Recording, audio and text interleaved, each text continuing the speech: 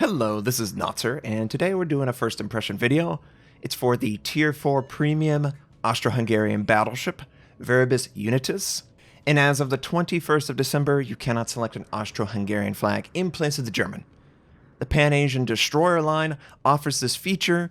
It has a generic Pan-Asian flag, but then, depending on the ship, you can select the Chinese national flag, the Taiwanese, the Indonesia, the Thailand, South Korea. You get the idea. I would love Austro-Hungarian to be an option for the ship, just to have it a little bit more accurate in its presentation. I don't know if there's something wrong with the Austro-Hungarian's flag. I'm sure someone somewhere hates it, but for me, I prefer historical accuracy. But the Viribus Unitis, let's talk about the ship. So it's a Tier 4 German battleship. For this example, it's German in the sense that German commanders can freely swap in. And it is very similar to the Nikolai, the Tier 4 Soviet battleship. The only difference is it actually has a superstructure, whereas the Nikolai basically has two smokestacks for superstructure. But this is a heavily armored Tier 4 battleship with an impressive gun loadout, I must say. 12 305mm guns at Tier 4 that can be brought to bear. Doesn't matter if they're port or starboard, they're center lined, so every single gun can be in use all the time. It's a beautiful ship. The firepower is awesome. It has a ton of armor near the waterline all the way around. I mean, at the water, in the bow and the stern, we're talking 140, 150 millimeters of armor.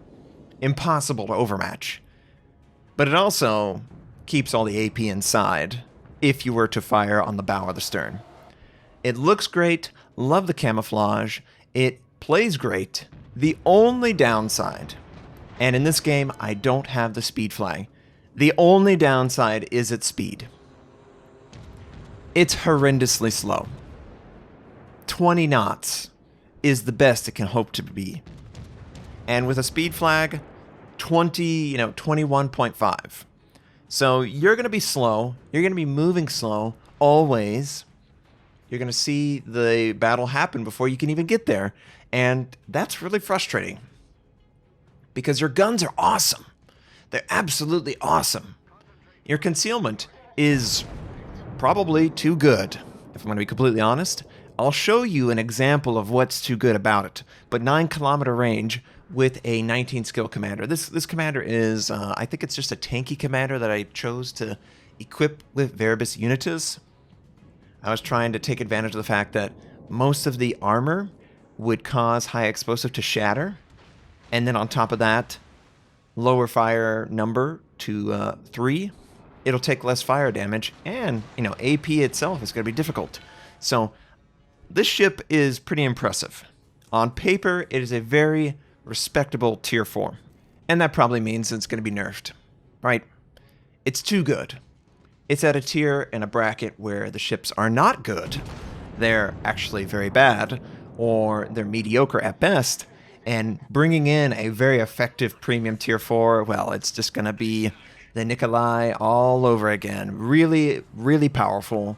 You can, dominate the game, and you can rely on the accuracy of the battleship. You can't really do that at Tier 3 and Tier 4 mainline. It doesn't really work that way, but it does for Viribus Unitis. This feels very modern. Like it feels like a mid to high tier battleship. It doesn't feel like a Tier 4. And I like that. I really appreciate that. Clearly the enemy cruiser doesn't. The Omaha doesn't appreciate that. But 12 305mm guns on a pretty good reload. The turret traverse is usable. The armor is outstanding. The concealment is off the charts great. 9-kilometer range base. It's a premium ship, so you can swap in your highest skilled commander at will. So having a premium Tier 4 that has the ability to be fully concealed, well, they're going to reach it before a mainline, because you don't usually spend a lot of time grinding out super high skilled commanders down here, but premiums, they love it.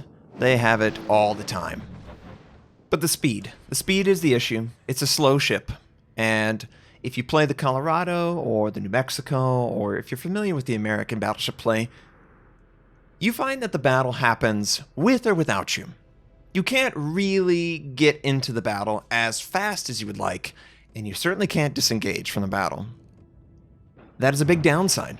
That is the main reason I don't play American battleships before Tier 8. I hate the speed. It is such a limiting factor on your effectiveness. Now, sometimes you could get a game where the enemy is aggressively pushing into you, and it's very easy to exploit that. But other games, you'll be in range of probably 3 to 5 ships at max, and you'll just be sitting here wanting to use the ship, but you can't. It doesn't really have the range to do that either. 14.7 is pretty shallow. Now, the concealment's great, and, 14.7, it's respectable as a Tier 4 and a Tier 3 battleship, but when you get to Tier 5 and Tier 6, you're playing battleships that have twice the range of you.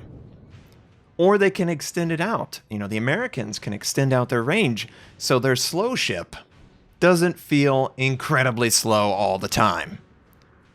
I can't do anything to extend this range. So it is a limiting factor, and it's absolutely something that it should be a concern. But everything else about this ship is awesome. It's awesome. It just, huge broadsides that do tons of damage. You don't have to rely on the accuracy because you just have so much that come to bear every single salvo. That concealment, I can drop off detection, and I can use silly tactics, which we're about to do.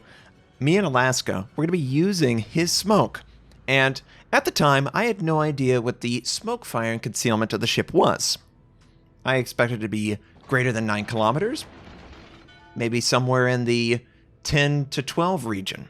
That makes sense. It's a fairly large gun caliber, and that's what I would expect for wargaming to assign it. Well, you're going to see that it's not quite 12-kilometer concealment when firing from smoke. It's going to be a much, much smaller number. So this Congo, he's sailing out. Congo has a maximum firing range of, I think, 22 kilometers. It's absolutely insane. So I fired my gun, and I was absolutely shocked that I wasn't spotted, because I didn't feel like the enemy ship was too far away. I thought he was well within the bloom of the guns when firing from smoke, but no, he wasn't. 8.4 kilometers when firing from smoke. This thing is crazy. This concealment is what is crazy about the ship. If they were to dial the concealment a little bit back, I think the ship would be completely balanced.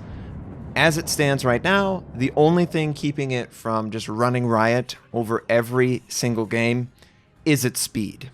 It's just not going to have a lot of success in a lot of games that just happen too quickly away from it. So this game is going to end in 50 seconds because the enemy is completely away from their base. But I want to share it because it was just weird. Smoke firing in a battleship, easily smoke firing in a battleship, that doesn't happen that often. But you can do it with Viribus Unitis. Great concealment, great gun systems. It's probably the closest you'll ever get to the Nikolai if you don't already have it. And that alone is worth investigating, because the Nikolai was legendary in its ability to just raffle stomp Tier 4 bracket. This is going to be very similar to it. I expect them to slightly dial back one aspect of the ship, probably concealment, but it's definitely a fun experience, and I can't wait for it. I hope you guys enjoyed this first impression. I know it was kind of goofy, and that I didn't just farm damage all day. I just showed you different situations that come up. But the broadsides are great. Maneuverability is slow. Armor's good. Firepower's great. So I really enjoy Viribus Unitis. I can't wait. It's certainly better than a lot of the other premiums that I was looking at.